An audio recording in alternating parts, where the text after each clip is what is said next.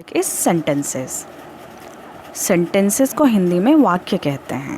Okay, a group of words that makes a meaningful sense is called a sentence. शब्दों का एक ऐसा समूह जिसका कि कोई अर्थ निकलता हो, कोई मीनिंग निकलता हो, उसे हम सेंटेंस या वाक्य कहते हैं। Okay, for example, Raj is a book reading is a group of words. This is not a sensible and meaningful combination of words, so it is not a sentence.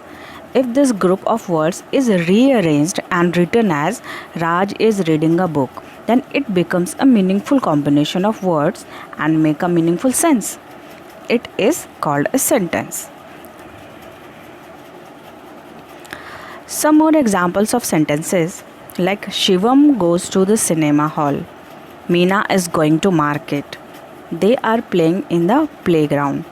These sentences are arranged in a proper format. So these sentences are called a sentence, is a proper sentence. Okay. Now parts of sentences. If sentence consists of two parts, first one subject and second one is predicate. For example, Manoj is playing in the ground. In this sentence, we speak about Manoj, and what we say about him is that he playing in the ground. First of all, we will discuss about subject. What is subject? In this sentence, Manoj is subject, is playing in the ground is predicate. In this sentence, we speak about Manoj, and what we say about him is that he playing in the ground. The name of the person or thing we speak about is called the subject as Manoj. What we say about the subject is called the predicate as is playing in the ground.